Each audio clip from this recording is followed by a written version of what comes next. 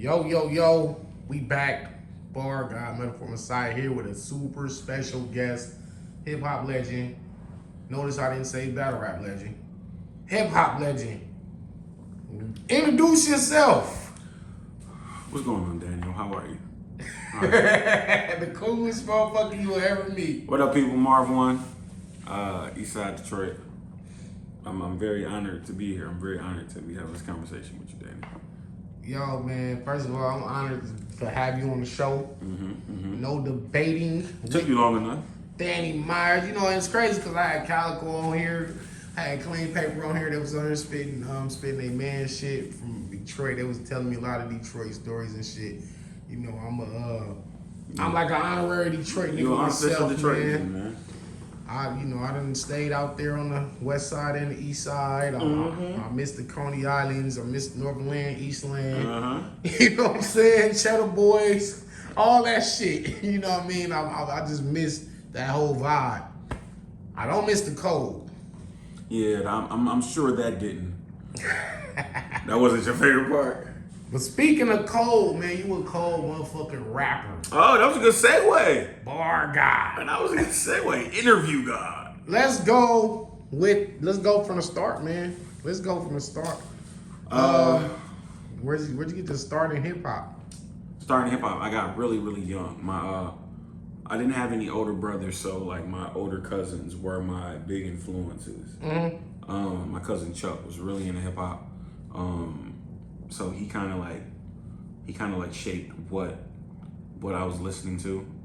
So I was really young, man. What was you listening to? Yeah, I was really young. I was listening to Boogie Down Productions. I was listening to Public Enemy. I was listening to Slick Rick.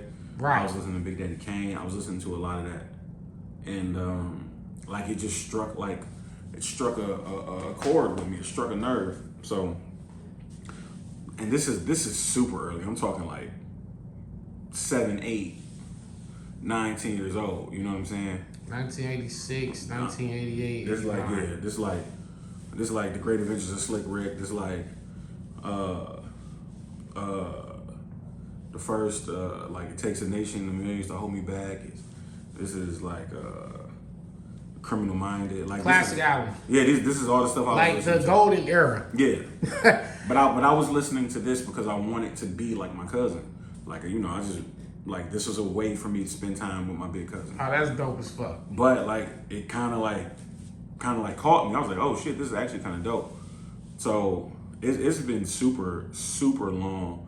It's been a super long time for me being in the culture or fucking with hip-hop as a whole. Like, I started my first rap group when I was in 3rd grade. Dog, listen. You know what I'm saying? Me and my nigga Bobby started a group called Partners in Crime, PIC. And then, nigga, we got into it. We was a group for like 3 hours. Then we got into it. Partners in Crime. PIC, bro. We got into it.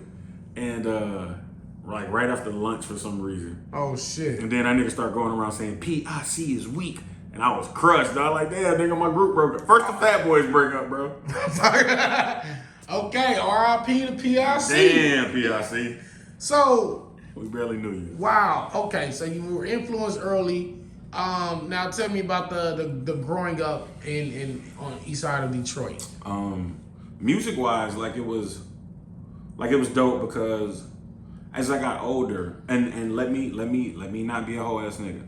I did live on the west side as well, and the west side is where I definitely met the people who would help shape like me being an artist. As my cousin helped shape me just being a connoisseur of the art form and the music, people like my man Dale and my man Maestro and stuff like that. They You definitely. mean Dale the singer? No, not Dale. That's funny as hell. Also, that's my dude too. That's crazy because Dale, I have a record with Dale. Do you? Yeah, absolutely. I'm gonna play it for you when I get back. Yeah, that's crazy as hell. That's my guy. It's called Inmate Story. That's It's my guy, amazing. bro. Wow. But I'll give you this. Did you know Dale was actually a set of twins? Oh no. It was actually a set of twins. Dale is a set of twins, and one of them, I believe, is behind the wall. Dale is an amazing singer. Yeah, that's crazy. He did Soul for Moaning. Oh my God. Soul for Moaning, bro. A Detroit classic. But okay, so East Side was dope because Slum Village was from the East Side, Eminem was from the East Side, D12 was from the East Side, Esham was from the East Side. Oh shit. He naming off legends. Yeah, like, you know what I'm saying? Like, these are the people that, like, I used to, like, know or knew of. I didn't necessarily know them at the time, but I knew of them. So people like Al Nuke and Awesome Dre and stuff like that. I remember Al Nuke. You know what I'm saying? Remember Awesome Dre. Yeah, those were all like, okay. Those are all like East Side Detroit legends. Nodis. Like, it was like, I see people from the East Side, but they were like further like suburb East Side. Wow, man. And you know, of course, Detroit is a tough city. We all know. But you know, I hate when people get on like stuff like this and then talk about how tough they shit is. Like in like any urban environment where people, it's gonna be tough. You know what I'm saying, where people are trying to just make ends meet. Like it's going to have its rough edges. Like for as shitty as Detroit was, it was also beautiful. For as shitty as people say Compton is, it's also beautiful. For as shitty as Brooklyn is, it's also beautiful. I'm glad you pointed that out. It's all the same shit. You know what I'm saying? But again, being from a tough city, because it's still tough. It ain't all pieces and cream. I stayed out there for some couple years. It's not. Yeah, man. How were you able to manage to stay away from getting caught up in the what we call the hood environment? And that goes for any city anywhere. But get caught up and to pursue the hip hop, the music, the battle rap, and to navigate through those pitfalls. Because I'm pretty sure you knew a lot of your homeboys that was nice or wanted to do something, whether they was rapping, ball players, or just wanted to go to school, but some of them just got caught up. I had a really good support system. You know what I'm saying? Like, dope. I was very blessed. You know what I'm saying, to have friends who were like-minded. Also, my mother was very instrumental. Fire. In me not doing shit because, like, she was like a legit gangster, and I was scared of her. And this is gonna sound so stupid. Like, I never really hustled. Like, I did some things. I feel like every boy does, trying to live up to a certain somebody else's standard. You know what I'm saying? Somebody else's standard, or what you should be doing. or like this is my rite of passage or whatever. But I never really hustled because I was scared that I would be too good at it, and then I wouldn't want to do anything else. Wow, you know what I'm saying? That's amazing. Like, I felt like I would be like really good at hustling. Like, I'm talking about, like, I felt I'd be really good at you'd be some kingpin. Yeah. So instead of me interviewing you about hip hop, I'd be behind the prison wall, interviewing you on your like criminal empire. How did you meet those Colombians? How were you able to talk your way into that world? Because I'm pretty sure you could have. I would have. Easily. I would have. Wow. So a great support system. Credit to mom. And then. So, I mean, it's so much, because you're multifaceted. I mean, you toured. How did the music part, I just want to talk about the music part first. The musical side develop, and how did you start building relationships with people that were like in the record industry? Or were you guys not actually in the industry at the time? I mean, when I was younger, like, I started going to the studio maybe when I was like 15. I recorded my first solo song when I was 15. And again, I credit that to my man Dale, who was like an older brother to me. He was a rapper. He was like the best rapper I heard. He was doing his own beats. So he was going to the studio. I had never known anybody to actually go to the studio and create their own music. So when I found out that I was able to do that, because I guess I should have known, but I don't know. Like, I don't know why it didn't click that I could just go to some place and then record my voice and do it. But once I found that out, it legitimately became like a fucking drug. It became a drug for me. Like, I was skipping school. I barely graduated because I was going to the studio all the time. And I had these huge aspirations of being the biggest star in the world. And it was because I was so good at such a young age that I caught people's attention. You know what I'm saying? Right. And as far like, it kind of tied into it kind of tied into the battling because these older people that I knew, whether it was Proof or Denine, because I was the young person. Shouts to my man Cobb, shouts to my man Hex. Like, because I was the young person, it was like, oh well, you can't beat my young boy. And that's kind of how I got thrown Ushered into battling and thrown like from the people that I was trying to build relationships with, who knew I wasn't ready as an artist, but still like fucked with me. So it was kind of like, this is how you make your bones. This is how you're gonna cut your teeth. So those were the days when MCs just had a fucking folder of verses. I just had verses. I was ready to go. Right.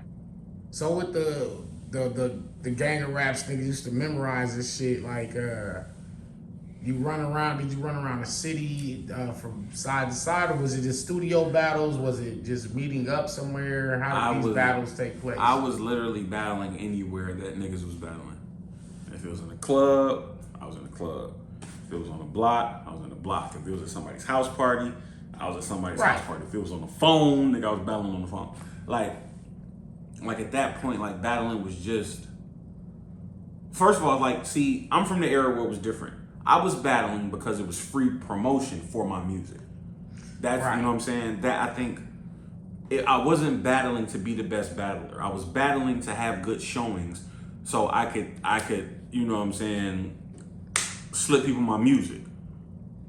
That's dope. Yeah, you know what I'm saying? That's what it really was. Like, battling started out as free promotion. So the music was your first love. Always has been, your, always will be. Your passion. For sure. Music is the my passion. Music. Yeah, for sure. All right, speaking of the music, Detroit has always had like its own sound. Like y'all, because just geographically, you guys are like between, you know, I mean, there's Chicago, there's Kansas City, there's Los Angeles, and then going further east, you got Philadelphia, New York, New Jersey, all that shit. Then the South is, cause Indiana is like right up under y'all, right?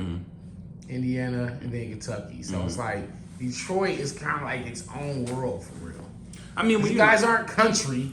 No, but you know what I'm saying? Like we're still a combination of all those things, simply because all like people from like everywhere, every region came to Detroit when the auto industry was popping. So they brought whatever was the specialty from their space. You know what I'm saying? It was niggas who was doing funk. They came to Detroit. Okay. Now they doing funk and they give it to their kids, and their kid become Ant Fiddler, who go out and play for Parliament, who then turns around and teaches Jay Dilla how to make beats. Like, it's like, so we're still a combination of all that. Right. It was a melting pot of just different types of talents which created, but ultimately I think all those types of styles kind of blended together and created the Detroit sound. Because the Detroit sound, I mean, you're a Detroit dude, but you know the distinct Detroit sound. At the time, our sound was, I considered it to be sloppy drums, tight bass lines. That's like that's what our sound was in hip hop around that time. Now it's not necessarily that, but that's what it was when I was growing up. So listening to Slum Village and that was the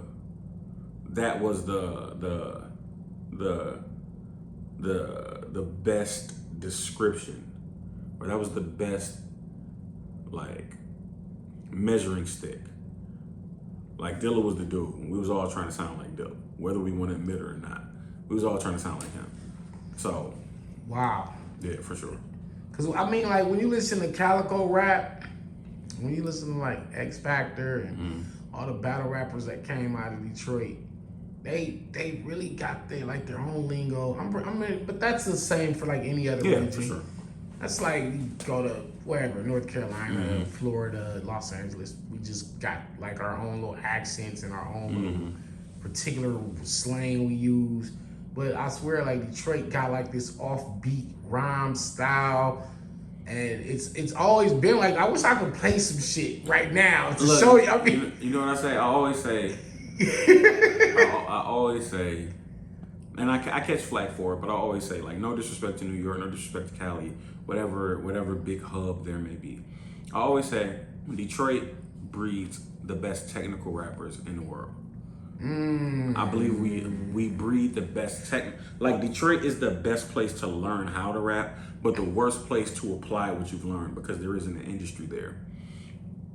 Or there wasn't an industry there. Like, you know what I'm saying? Now you really don't need an industry with the internet or whatever. Right. But yeah, like you talk about you talk Eminem, about Royce, you talk about Elzai. Like we talking about lyrical lexicons, lyrical legends. We're talking about if you take those words and transcribe them, it's gonna look like a master fucking thesis paper. Right. You know what I'm saying? That just happens to rhyme.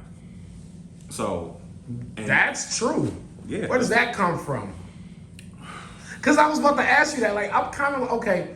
So the West Coast had its thing. You got NWA, you got the gangster rap, the G-Funk era popping. You have the eclectic lyricists. You got Razzcazz, Saphir, Souls of Mischief. Shouts to Souls of Mischief. Souls of Mischief was a huge fucking thing in Detroit. 93 to Infinity was a huge. Hyro was a huge thing, bro. Okay, like, shout out to that. For sure. Okay, and then you got New York, which has the Mecca, right? So like Detroit did Detroit ever feel like they were in the shadows of these giant? Yeah, we still do. Even still today. Yeah, I mean, we have the biggest selling artists, but you know what I'm saying? Like, there's so many people who are like dope that people have never heard of. You know what I'm saying? Whether it's my man Beretta, who used to be signed, or whether it's my man Hush, who used to be signed, or King Gordy, or Fat Father, or Fat Ray, or Quest McCody. Like, it's a lot of us that like that, like rap. Like that rap. Yeah, and okay, so where does that influence? Is that influence from the New York style of rap?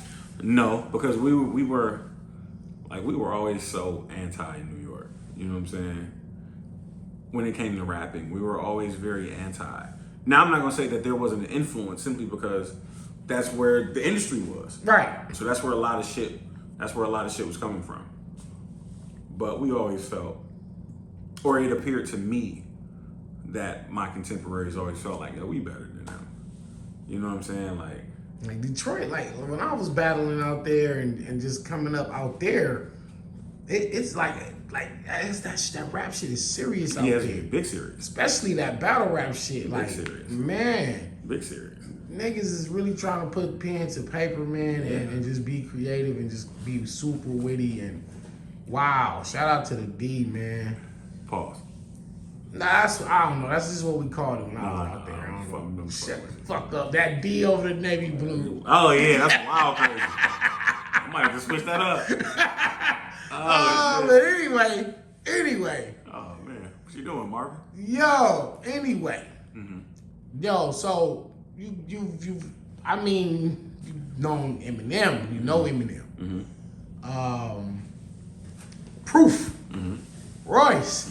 In your opinion, who is? Oh man, you might get in trouble. Who is the best to you? Depending on what you're asking. That ever rapped from Detroit. If you're asking me, who's the best battle MC out of No. The best hip hop artist that ever. I'm gonna ask you both. That ever came out of Detroit. Best hip hop artist lyrically, not biggest selling, but just from that technical, lyrical, rhyming standpoint, and then the best battle rapper from Detroit. Best battle rapper from Detroit. The best ever is Proof. Proof is the best battler from Detroit. Rapping Paradise Proof, man. Yeah, the best battler because he could control the room. It was just like everything moved in slow motion. I never got to see. Everything was in slow motion. He was different. Wow. Technically, the best rapper from the city of Detroit is Elzai, in my opinion. Oh my God, that man is so fucking outrageous. Bro, it's wild. It's so outrageous. Because, and the only over Royce? Only reason I say that is because with Royce and M, they are fucking incredible. Fucking incredible. Okay. They are definitely the people that I'm chasing in this race of rap. With them, the only difference is you can tell that they put work into it. L just sounds effortless. Like he just woke up and was like, okay, I'm gonna put these couplets together and everything is gonna rhyme perfect. I think he did like a project where it was like Nas's album. Yeah. Because everybody always compared him or said he was like the Detroit version of Nas. Nas, right? I remember. Yeah, so he got with this dope ass band, Will Sessions. I believe it was Will Sessions.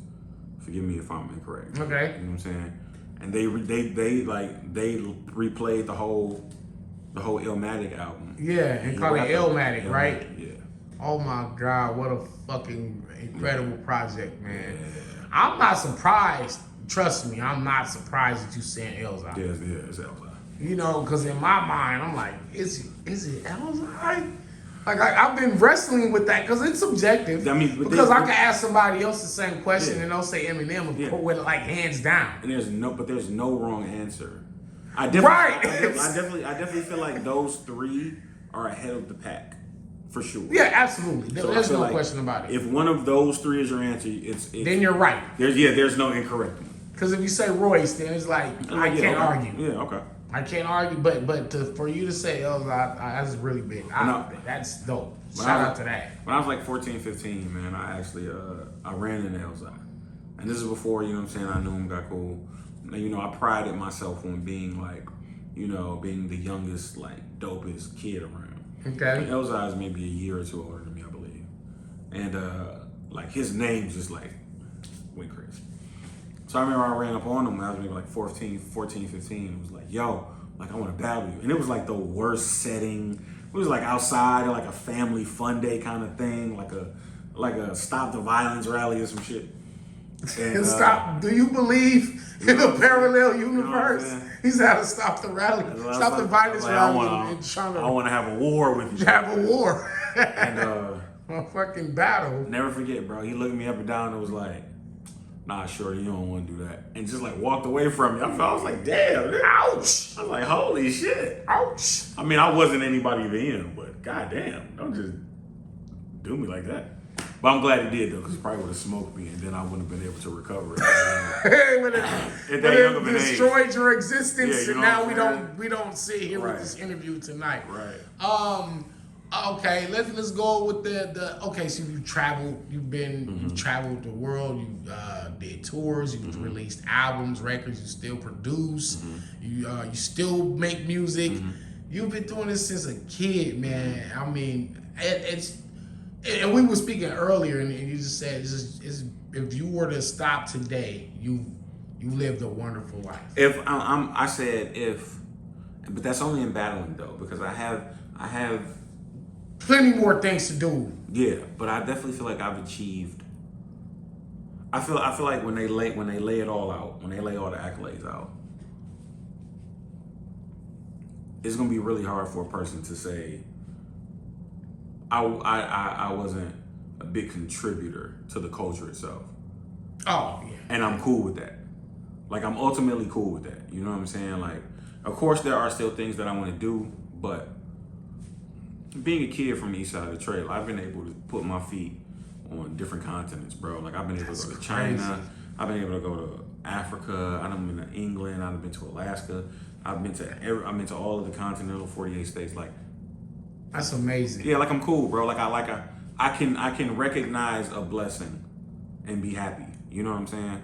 It may not be what somebody else is doing. It may not be 100 million views, or it may not be $60,000 checks, and that's cool. I'm happy for them. I want them to keep doing that. But for me, my definition of success is I left a mark. You know what I'm saying? And I really think that I've left a mark in battle rap. So without a question. Yeah, so without like, a question. Whether you love me or hate me, or you think I'm mid or, you know what I'm saying, like whatever the case may be. If you think of some nepotism I got on because I know people, that's cool. But I left a mark. Like I really feel like I left a mark. Let's talk about a little bit of the battle rap. Okay, your favorite battle that you ever did? Which one? That I ever did? Yeah. Probably versus Madness. Me versus Madness was really good. Me versus Rome was really good. Those are more like lighthearted, funny battles. That battles that you either you have the most fun in, or the battles that you're most proud of your performance. Pride wise is probably battle versus Latazé. I battled Latazé. It was right after the math battle, which I had lost, and I was ice cold. Like I couldn't get booked for shit. Like I don't know what I had done to people, you know what I'm saying, but I couldn't get booked. And shouts to my man Teddy Grizzle. He gave me a chance, you know what I'm saying, to kind of, you know, kind of get like my fucking like pride back. And that battle stands out for me because that was a career defining performance for me. You know what I'm saying? Latazé's one of my favorite rappers, man. He's for one sure. of my favorite battlers. Monster. Latazé's incredible, man. One of the most unsung niggas ever. I've always had him in my personal top 5. I respect that. From the bar guy's perspective, I've always had Latazé up there. I respect that. That's monumental for you to get a win over that monster. Okay, so shout out to Latazé. Okay, battle that you regret the most. We all got one. Trust me. That I regret taking, or that I regret the performance in the battle. I guess those go hand in hand. I don't know. Maybe whichever one you want to pick. A couple, maybe like a week before my battle with Math, someone who was really close to me, like someone who was like a sister, got murdered by her dude. Shit. Got murdered by her dude, and damn. Sorry. You know what I'm saying? She got murdered by her dude, and like I kind of like shrugged it off, like publicly. Like I kind of like I don't want to say shrugged it off. That's disrespectful. I didn't give myself time to process, and I went into that math battle, and I was flat. Like I was legit flat. I regret not taking the time to get back to myself. Get your mental right. Yeah, before we battled, because I definitely felt like he deserved like a better performance, and like I deserved like the people who fucked with me. So I regret not being 100% for that battle. I don't take nothing away from him though. Like he kicked ass for sure. But that's one I was like, that outcome may have been different. A battle. Name 2 battles that you would definitely love to do before you hang it up. Goods. Oh my god. Oh my god. Goods. And I probably would like to do a 2-on-2 rematch with Ilmac at the Source. Oh my god. Oh fuck. You know what? I'd pay whatever the amount of money is to see both of those battles. Yeah. Wow. Yeah. Speaking of, okay, so where do you meet Quest with Cody at? When did you meet Quest with Cody? How did you guys become like just almost like synonymous with one another? It's like when people bring like even when y'all battle solo, even like when you're battling someone or he's battling someone, they're gonna mention it's a reference. They're gonna mention Marv to Quest, and they're gonna mention Quest to Marv. Like 75% of the battles. Sure. I actually met Quest. I met Quest at this club back in Detroit called the Lush. Oh my god. Lush Lounge. There was an open mic there every Wednesday, and it was kind of like where like everybody went. So I actually met Quest there. Dope rapper, you know what I'm saying? Like a little cocky, man. Quest was a cocky ass nigga, man. He's still that you know way. What I'm saying? but actually, Quest and I got cool because of those World Rap Championships. We both had asked, like when we saw like the thing and it was $50,000. It was like, oh shit. To us, to me, I recall that being the biggest amount that I'd seen for a battle prize. And the thing was, we both called Swan to be our partner. Yeah. Let me just intervene real quick. When you mentioned Lush, I said, oh my God, because I remember battling Swan there at the Lush. Mm-hmm. So shout out to Swan. Yeah. That's fire that you mentioned those. So were you in Quest, like, did you guys battle each other? We had battled each other, yeah. How many times? Publicly once. Privately? Maybe 2-3 times. Where they go back and forth? Did you win? Did he win all the time? Or did The only one that matters to me is the public one. That's the only one that matters to me because there was a judgment. Yeah, boy. Yeah, boy. I'll edit that part out. No, I'm just playing. No. Shout out to my man Quest. Now I'm sure privately those other times Quest kicked my ass. Kicked the ass. Because Quest is a he's so underrated as a fucking Quest rapper. is amazing. Like and it's fucking like I feel like I don't want to be like I don't want to let my bias show, but like Quest is like fire, man. He's like really fire. Quest is amazing. Yeah, he's a machine, bro. Like he's super wow. Oh, okay. So, oh man, you and Quest have the amazing performance in the 2-on-2. Mm-hmm. That was a URL. Was that Chess and Steams? That was Chess and Steams, yeah. Is that where we get the Gilbert Arenas put a gun on a PG and fuck his whole life up? Yeah. Oh my God. You know what that battle was crazy? That battle was crazy because we knew that nobody in that building was fucking with us. We knew. We also felt like that they didn't want us on the card. Like we just felt like they had to call us because they were doing the card and they couldn't leave us off. Like that kind of card. It was almost like yo, you know what? Let's get these old niggas the fuck out of here so we never have to hear about them again.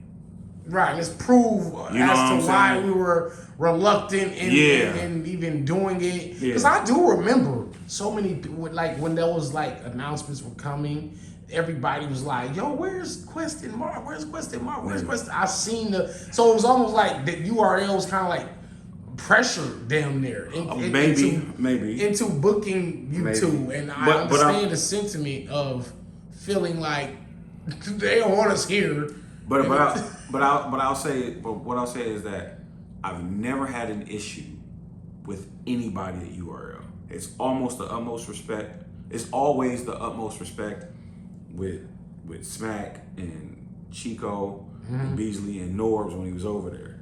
Okay. I can also understand that they had a product that they were trying to push and some things didn't fit into their demographic.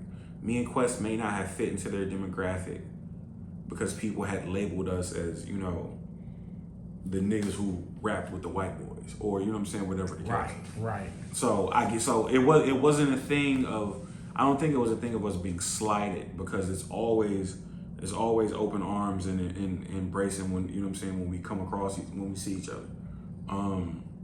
But yeah, that card, I definitely felt like it was more of a showcase.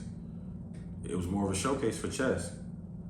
I felt like that battle specifically was a showcase for Chess. Right idea, wrong niggas. They saw something which turned out to be true because Chess is a fucking star. You know what I'm saying? Absolutely. Chess is a fucking star. They saw something and it was just like, hey, like Steams was his fucking bane. You know what I'm saying? Steams was his bane. So it was like, yo, let's get them in. Let's feed these old niggas to our young wolves. We were the first battle.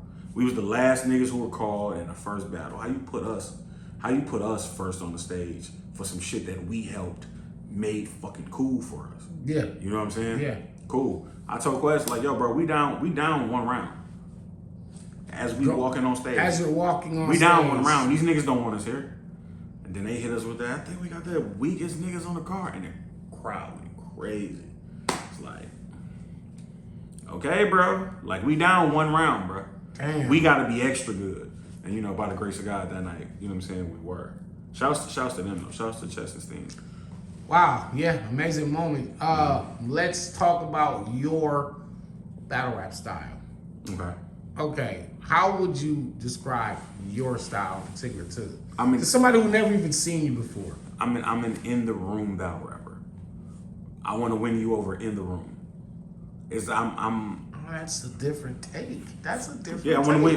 I come from the era of being of having to win in the room. Facts. You don't have the luxury. You don't have the luxury. You don't have the luxury of saying, "Oh, you'll catch this." Catch it on camera. You know what I'm saying? Oh, you'll catch it. So, my style is definitely catered for the room. And if you listen to my music, you'll see that the way I rap on songs is not the same way that I battle. You know what I'm saying? So yeah, it's in a room. Like I want it to grab you immediately. And how do you do that? How are you doing that? I think I have some of the best pacing in battle rap. Absolutely. I have some of the best pacing. Like I feel like you won't get like if you're willing to listen, you won't get bored. Because I feel like I'm a really good storyteller. I feel like I'm really good at knowing what word goes where, what punch should come here, like what setup should be 2 bars or what setup should be a half a bar. Like it's legit a beautiful mind. Like I see words. Like I see words how he saw numbers. Listen to me, and I believe you 100% because as a writer myself, I understand. Yeah. I see the same thing. Yeah. I'm breaking this shit down in the Matrix, like how the numbers were falling down for Neo. That I see letters and word placements. But the crazy thing is, if you're not a person who sees that, it sounds absolutely fucking crazy. Sounds crazy. Sounds like, oh, he's lost his mind. But it's like, no, like I see it. Like I see words. I see words as color. Like I know what is gonna be red. Okay, if it's red, this has to be the end of the punch. If it's blue, oh, it's crazy. If it's like if I see this word and it's blue, I know it's my beginning. Oh, because you go from cold to hot.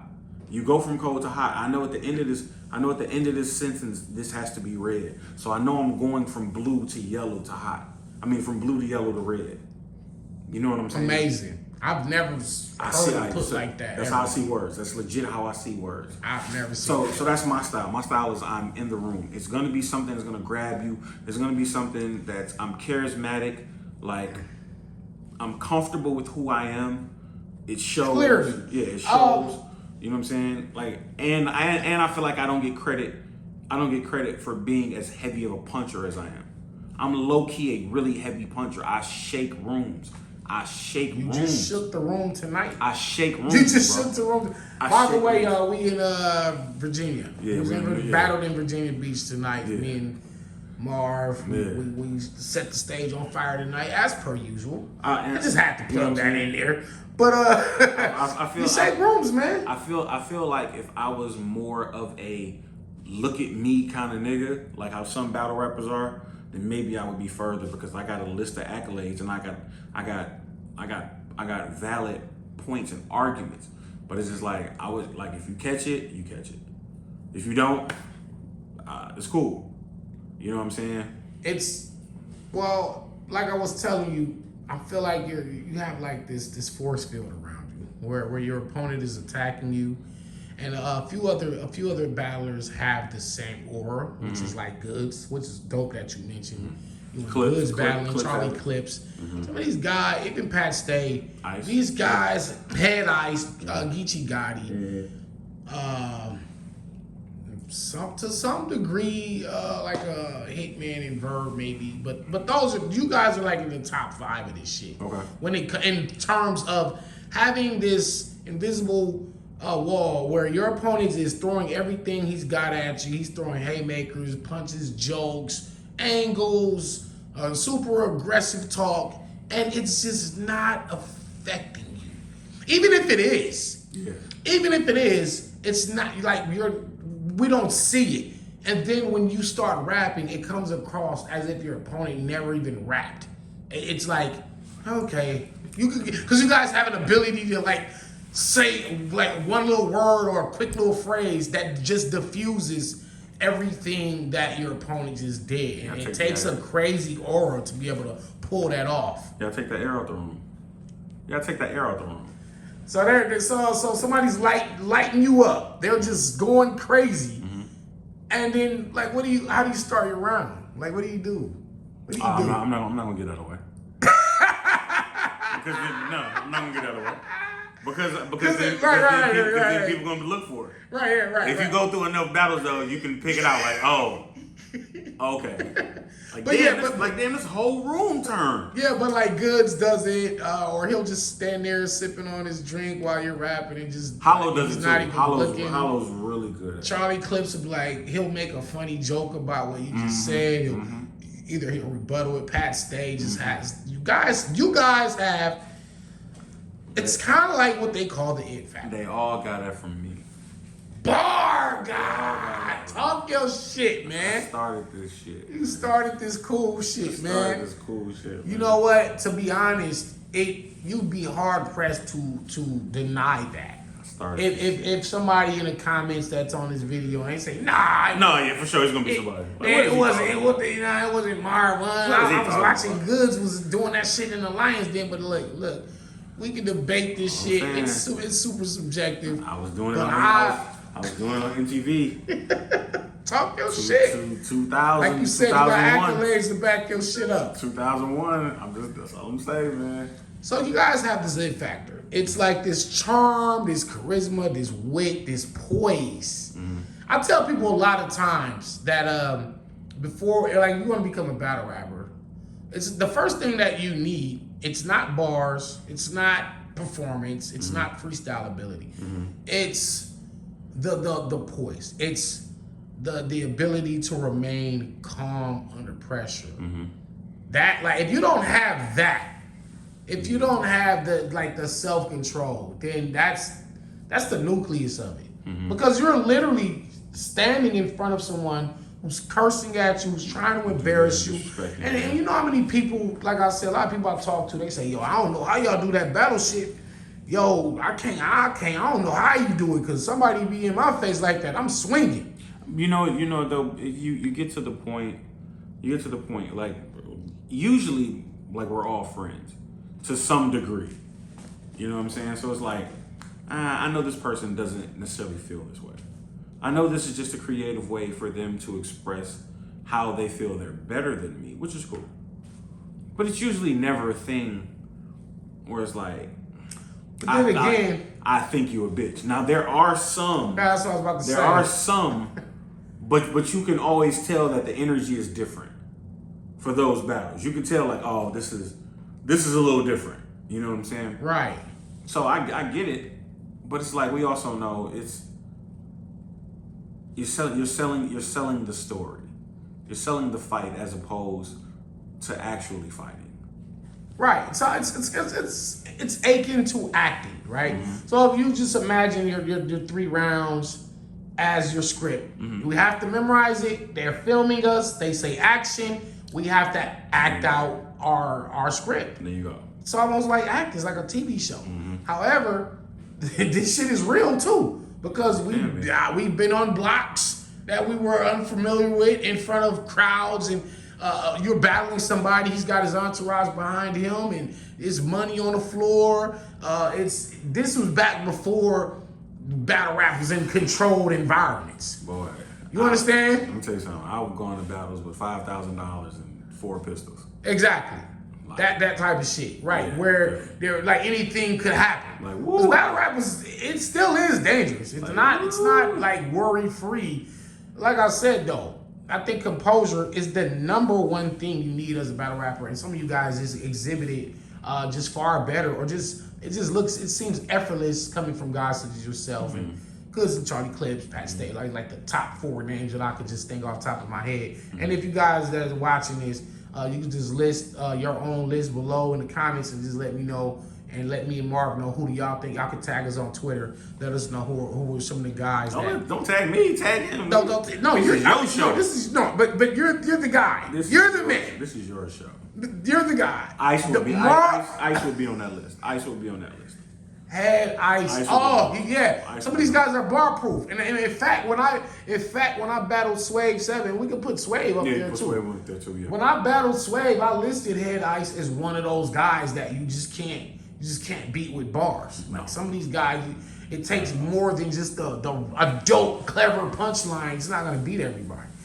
That's a whole separate video. But anyway, aside from all that, so Mr. Fly, every time I see you, you're fresh.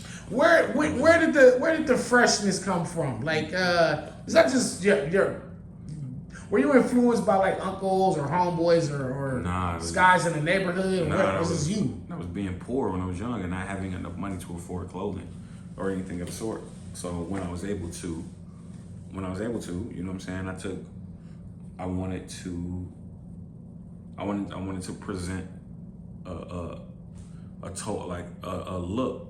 And also being bigger or being a fat person, like, yo, I'm just, like, bro, you can still have some type of fucking swag, what they call swag, style, swag. You know what I'm saying? Like, dopeness to yourself. But that has to be your desire. There are some people it's not their thing. They don't even care about that. I like being camera ready. That's all. You're always like A1. I try, man. You know what I mean? I don't succeed all the time. Even like who's the guy on the hat? Like what's that logo? Man, this is what I'm talking about. This is the GOAT right here, man. This is branding. This is marketing. It's the GOAT, man. Go to marvwon.com, man. There you go. You're lit. You know what I'm saying? Anything else you want to promote? Promote some music. Look, all my music. I'm pulling all my music all off of DSPs. I encourage all artists to do the same because we are getting fractions of a penny for our art. So I pulled all my music off of I pull mostly all my music off of digital streaming platforms. So go to marvwon.com, marvwon.com. Grab that music, grab that merch, support the artist. Please. You know what I'm saying? Please, it definitely helps us gauge what you want from us, if anything. And that's just it, man. Like, look out, man. Like, I'm 2022. I'm smacking niggas around in the booth and on the stage. Everybody will be made an example. I love it. I love the new approach. I love the desire. Just the new you set out a path for yourself, and everybody's gonna be made an example. Like you're sticking to that. Even you, then. Oh no! I'm just the listen. I'm just the cameraman. Even you. I don't rap. Even you, Daniel. I don't fucking rap. Even you. I'm for you, nigga. Hogan. Man, listen, y'all don't want to see these two old guys duke it out. That battle will have to be at 1:30 in the afternoon. No, right? We're already like 3 in the morning right now. It's way past our bedtime. Thank you for your time. This is a fucking classic interview. Y'all want to see me and Marv Won? Let me know in the comments below. Y'all want to see us battle? Oh, they gonna smoke me. Or do y'all want to see us team up and do a 2-on-2? They gonna smoke me in them comments, bro. Me, Marv, and Head Ice always joked about forming a group, No Country for Old Men. Bro. You know, a couple now the season. Now it's the Unclehood. Me, the Unclehood. Me, you, Quest, Roller, Av, Roller, Sway. Yeah. Any nigga who eat dinner before the sun go down, bro. Pull up, bro. Pull up. Yo, this is Danny Myers. No debating with the one and only. Because I mean, he has one in his name, so he's definitely the one and only. So, definitely. Shout out to you. My God. Peace.